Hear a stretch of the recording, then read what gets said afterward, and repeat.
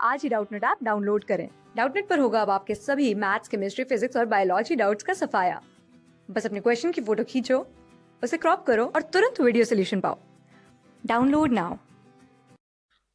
इस क्वेश्चन में हमारे पास एक आइस स्लैब है। ये मान लेते हैं हमारे पास क्या है, एक आइस स्लैब। तो इसकी हम क्या करवाते हैं, मेल्टिंग करवाते हैं आइस स्लैब की।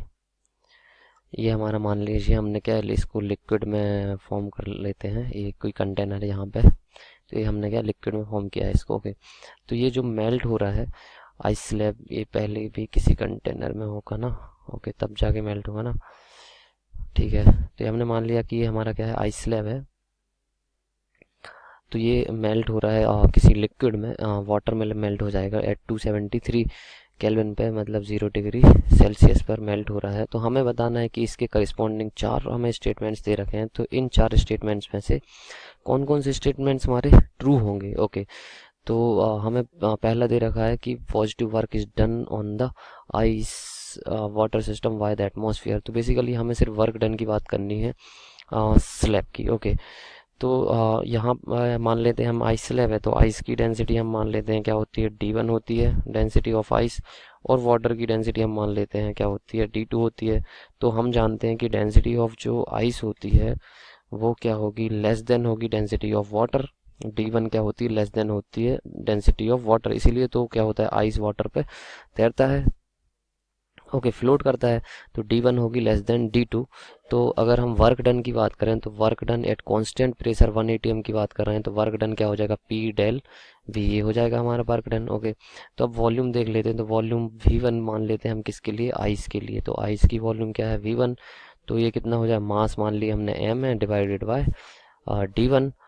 और जो वॉल्यूम हमारी V2 है वो क्या हो जाएगी, मास डिवाइडेड बाय D2। जो ये किसकी वॉल्यूम हो जाएगी, वाटर की वॉल्यूम हो जाएगी। ओके, तो हमें V1 V2 में देखना है कि कौन बड़ा है कौन छोटा है। तो हम क्या करते हैं, चंद इसको डिवाइड कर दो।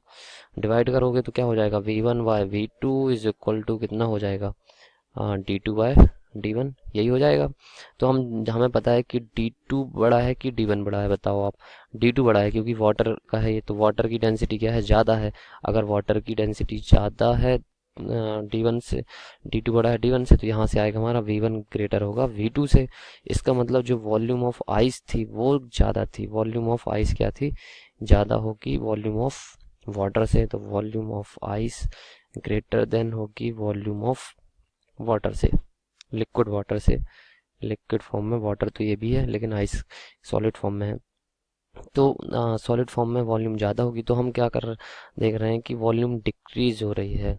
जो वर्क डन बाय सिस्टम हो रहा है वॉल्यूम डिक्रीज हो रही है। तो वॉल्यूम यहाँ पे लिख सकते हैं हम, डिक्रीज हो रही है। इसका मतलब जो डेल भी हमारा निकल के आएगा वो V2 माइनस V1, ये क्या होगा, लेस देन 0 होगा। तो डेल भी हमारा क्या होगा, लेस देन 0 होगा। तो हमारा प्रेशर तो कांस्टेंट है, तो वर्क डन जो निकल के आएगा वो लेस देन 0, मतलब कि निगेटिव।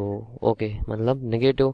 तो मतलब यहाँ से क्या आया कि work done by the system हमारा क्या है, नेगेटिव आ रहा है। ओके, तो work done by the system क्या आ रहा है, नेगेटिव आ रहा है। तो इसको हम और डिफरेंट कह सकते हैं इसको। बेसिकली अभी हमने देखा कि सिस्टम ने वर्क किया, वॉल्यूम चेंज की, तो ये क्या आ रहा है, नेगेटिव आ रहा है। तो work done by the system on the atmosphere होता है। ओके, क्योंकि यहाँ पे दो ही चीज़ें हैं, एक सिस्टम है और एक सराउंडिंग। तो सराउंडिंग एटमॉस्फेयर है। तो work done by the system on surrounding मतलब कि एटमॉस्फेयर, वो क्या है, नेगेटिव है। तो इसको अपोजिट वर्ड्स में हम कैसे कह सकते हैं कि work done on the system is positive by the atmosphere. तो मतलब यहाँ पे हम कह सकते हैं कि work done on the ice water system by the atmosphere, ये पॉजिटिव हुआ। तो फर्स्ट ऑप्शन हमारा क्या हो जाएगा, यहाँ पे ट्रू हो जाएगा। ओके, और फिर हम इंटरनल एनर्जी की बात कर लेते हैं। तो इंटरनल एनर्जी क्या होती है, del H is equal to del U plus P del V। Basically ये होता है, पर इससे